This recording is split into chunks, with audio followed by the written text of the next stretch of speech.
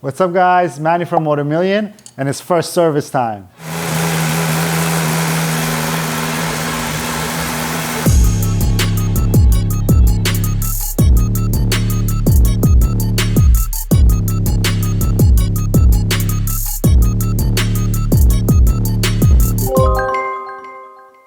Now that the Motomillion R1M is done, it's time to focus on our M1000RR. I think I may have tipped off some of the BMW guys. I like this bike quite a bit, but around some of these beautiful bikes that we have that are already modded, maybe it got a little forgotten, but I haven't forgotten it, guys. Here it is. We have enough miles on it to do our first service. We're gonna address that right now, remove our rev limiter. Once we do the first service, as you guys may know, we'll take it on the dyno, get some stock power figures, and we'll get cracking on the bike to see what it'll do with all our mods.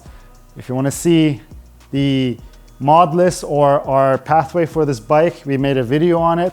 Things have changed a little bit and shifted, but I'm happy to say we're starting today, and this is the beginning, guys. Let's go. First things first, we gotta take the bodywork off. Technically on the M1000, to change the oil, which that's the part of the first service, is we gotta check some torques and change the oil, also remove our rev limit. You don't have to take the bodywork out. You could flush it from right here, but the oil filter is right up here. Obviously, you gotta take the bodywork off for that. Guys, on the M1000, there's a bolt over here that it's really, you can't get to it with a T-handle. You can't get it with a small socket. So what I do is I grab a ratcheting wrench and put it on the socket to be able to get to this bolt to get it out. Maybe I'm having a brain freeze, but if anyone knows how to get to this bolt better, let me know, because I still haven't seen like an official video of how to remove the fairings off an M1000, and some dealerships haven't even received their bikes yet. I was at our local dealer over here and was getting the oil for this bike. And yes, I'm going to use OEM oil and filter on this bike for now. And they still haven't gotten their M1000 yet. So I think one of our ride videos are going to be to the local dealer, or maybe I won't make a video of it, but I want to take it there because they want to see the bike.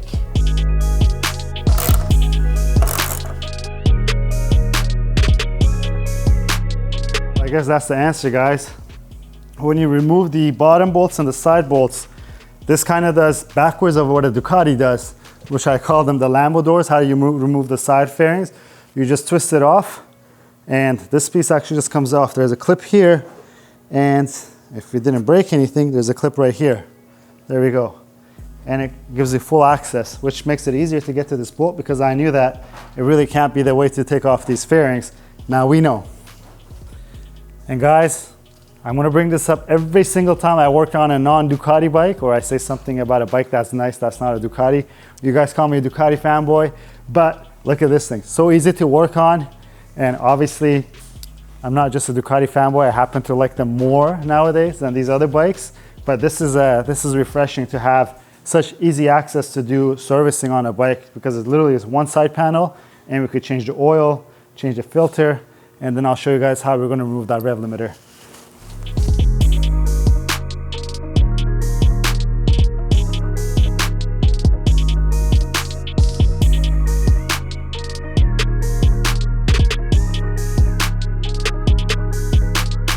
Let me show you this. The bike comes with a magnetic oil drain plug. This is fairly normal. There's some shavings on there, and I want to wipe it off, but you did mention it, and I did mention it, that the bike sounds pretty rough in terms of mechanical noises when it's running, but this is a good sign that we don't have a lot of shavings on here. This is very normal. The bike's breaking in, but also don't forget, this is not just the engine, guys. This is also the clutch, because on the bikes that have wet clutches like this BMW, it's part of your oiling system that the particles that come off the clutch will also end up here, because they do have some metallic components.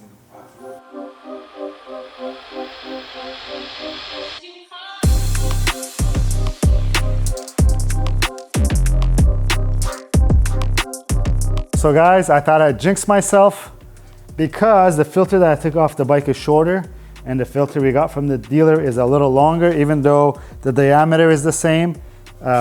Since I'm not that proficient with BMWs, or that I've never really done the first service on one, I just realized that the filter is different.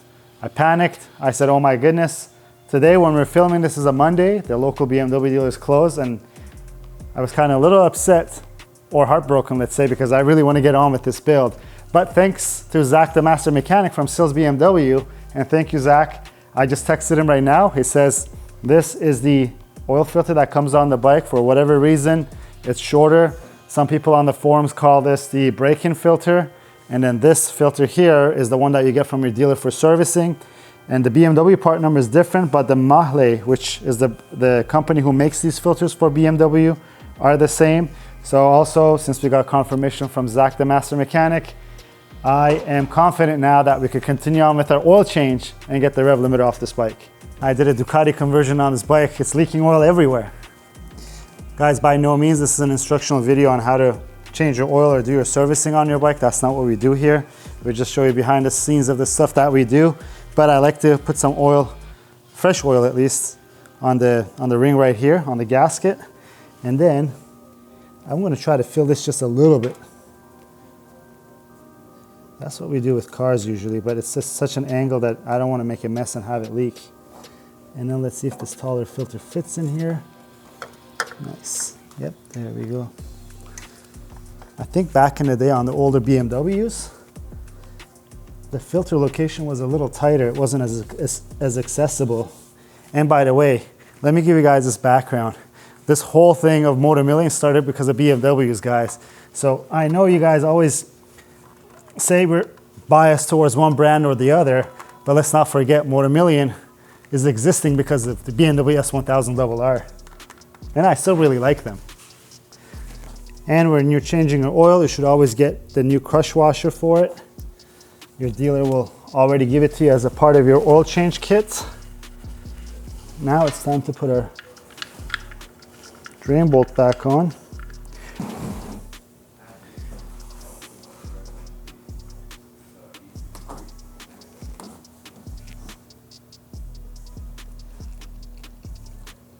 And one thing, guys, make sure you dispose of your chemicals properly.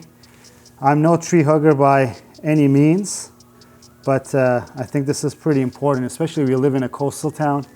You don't want this stuff to go back in the ocean or in the sewage system. So I'm sure, I don't know, in Florida, we could take these to any of our parts shops and they have a container where we give them our used oil. Just make sure that you make this a habit and practice to safely store your chemicals and dispose of them in the correct location.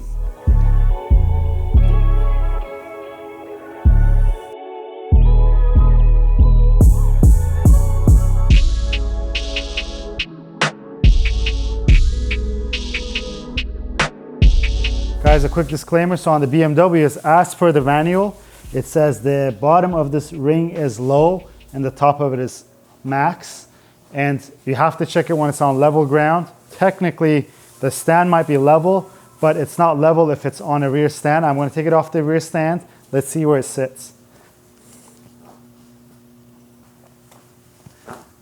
And it's close to the top. Obviously, the bike has to be fully warmed up before we could check the oil. And don't forget, this oil filter has to get filled up with oil as well. What I'm going to do is I'm going to start the bike, let it run a little bit, and then we'll check the oil again. And also, after the first time you ride this bike so that it goes to fully operating temperature, we're going to make sure that we check that oil level as well.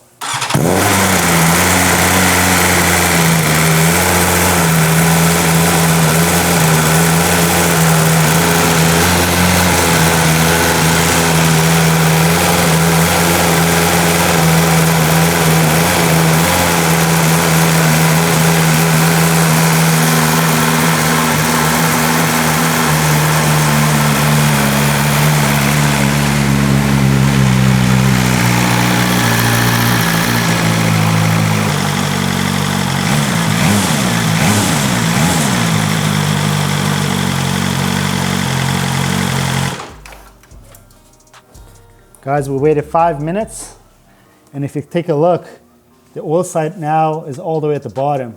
It's not all the way, it's almost in the bottom. Obviously the bike's on a stand, so that kind of makes it shift just a little bit.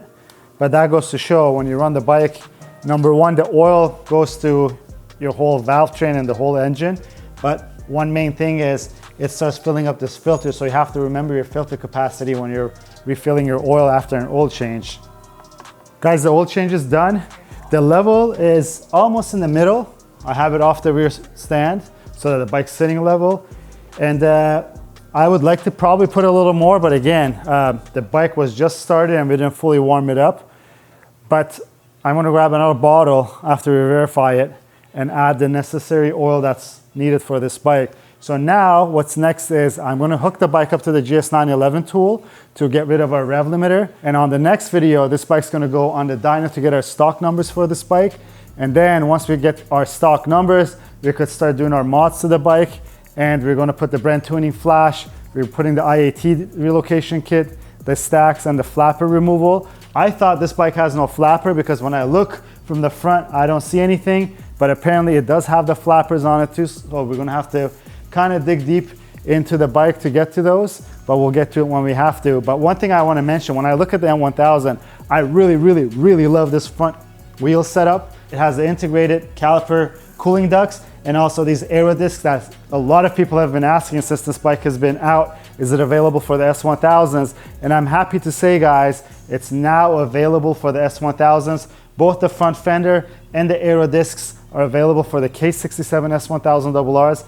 It fits also the older generation M1000RR that didn't come with these pieces.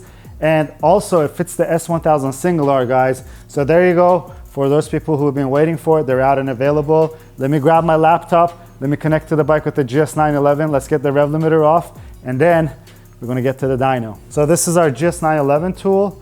So you could get this in OBD2 format, which is for the newer bikes, or the 10 pin, which is this round connector here for the older bikes. There's an adapter so that you could use your older tool on newer bikes or newer tool on older bikes, which is the reverse of this adapter. And this thing is great because it lets you do all the service functions on the bike. I think we showed you guys when we were bleeding the brakes on an S1000RR. We use it to run the ABS pump, which really helps to bleed the brakes on these things. But also you could do things like this, remove the rev limiter off the bike when the service is due for the first service. And also you could change your service reminder so you could reset that service light and everything else that comes along with it. It's a savior, and I think that's why it's called 911, because this was made for the adventure riders, that when they're out on the road, when they're going cross country, if something happens, it was a lifesaver for them. And in terms of us, it's a lifesaver because we don't have to go to the dealer to do these things. And in this case, all of the S1000 and the M1000s now since 2020 are all OBD2. And OBD2 just means this format of the plug that's on the bike. What you do is you just connect it to your computer. We'll make a tutorial, guys, for you guys to show you exactly how to use the GS911 like we did with the up map on the Ducatis, where Daniel edited the video really nicely showing you guys step by step. We'll have it for you guys, but in this video, I'm just gonna go ahead and turn off that rev limiter off the bike, and I'm gonna reset our service light so that we know what miles this bike was serviced. M1000's under the S1000, and in here you'll see, you go to engine controller, we'll go service functions.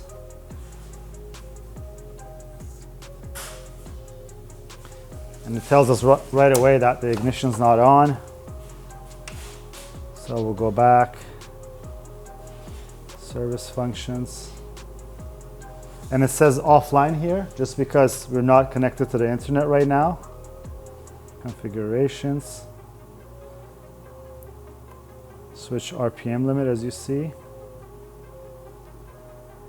And we're gonna go remove RPM limit. And it says RPM limit has been removed. Now we go to our service reminder functions. Let me first make sure that our date and time is set on the cluster. It says today is July 17th when we're filming this. The time is correct. I'm going to say cancel, and we're going to reset the service reminder. And it says odometer reading. It always shows it in kilometers, guys. So right now the bike's on 357 miles. It says that the date today is July 17, 2023 of the bike. And then it'll show you what's its next due. Or you could do the custom date and custom mileage if you wanted for it to show it. But what I'll do is that this is the factory interval that it says. It's 10,000 kilometers, which is 6,200 miles, or 356 days. We'll probably change the oil before that anyways, but I'm gonna reset it. And it says that the service reminder has been set to July 17, 2024, or plus 10,000 kilometers to what that mileage actually is right now, which is 574 kilometers, and that's it. So now we could just get out of here, turn off our ignition, unplug this, and we're good to go.